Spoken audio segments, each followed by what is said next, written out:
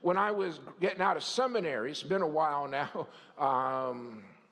it was 1986, so it was like about 7 years ago. I was getting ready, and I was single when I was graduating from seminary. I was single before, I was single after. And in our world, you've got to be married to be a pastor. There's no written rule, but every church knows that it's, 2 for 1 if you hire a married pastor. So that's what they do. And so I had the dean of the school tell me, he says, if you're going to get a job as a pastor in a church, you're going to have to work twice as hard to get half as much. And so I started doing the math, and I never did figure out how much work I had to do in order to get twice as much, being single, whatever that was. I used to think it was like I'd work 8 times as much. And so I got going in that direction. Okay, I'm going to work really hard.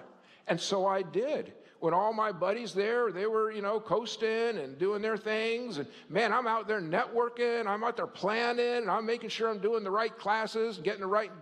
Man, I had an amazing resume when I got out because I had to, right? If I'm going to get a job as a pastor, I've got to do this thing right. So I did it right. And then it was crazy. Not only did I get more offers for churches than anybody that I knew had ever heard of, I got way more than anybody. I ended up with 11 serious offers.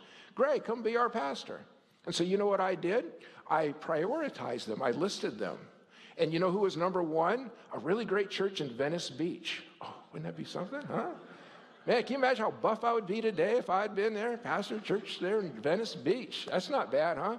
And then there's another one they wanted me to come to in New York City. I love New York City. Oh my gosh, would that have been fun, huh? And then I just had them all over the place. So the good thing was they all want you to come interview. And so I would say, oh yeah, I'm on my way, book my flight. And they didn't know that I had 11. They just thought they were the only one. And I didn't say anything because I knew that I had, 10 more vacations. And so I would go. But somewhere in the early part of this, I probably only went to 3 or 4 if I don't remember. I was in a chapel service, and I got the most horrible advice I'd ever heard in my life. It just haunted me. I was so mad about it. This lady comes up, and she's written a lot of books, about missionaries and stuff. And she says this. She says, some of you are graduating from seminary, and some of you are going to have to make a choice between 2 or 3 churches. 2 or 3 this week, And she says, it's very hard to make that decision unless God tells you exactly what church to go to.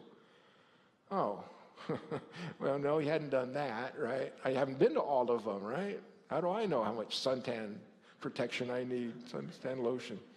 And she went on to say, she said, if God doesn't make it very obvious which church you're supposed to go to, then you should choose the very worst church, the one that has the very least to offer you, the most disgusting location, because at least then you would know that God knew that you were not in it for yourself, but at least you're making your very best effort to serve him, and there's nothing self-serving in your decision.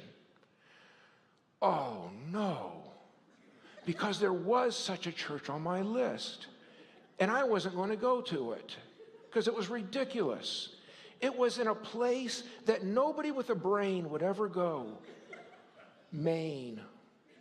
Yeah. And it wasn't a church. There was no church. They had the second largest city in the state of Maine, 40,000 people. Just show you what a podunk state it is. How many do we have in Evergreen? Like 80,000, right? The second largest city in Maine. 95% were Catholic. They had like a biggest diocese in, New England. It was amazing. I went there on a Sunday morning because of this horrible advice I got. And I just saw on a Sunday, Saturday night and Sunday morning, everybody's going to Mass. I think, there's nobody here to come to church. Everybody goes to church. What am I coming here for? And that horrible advice got into my head.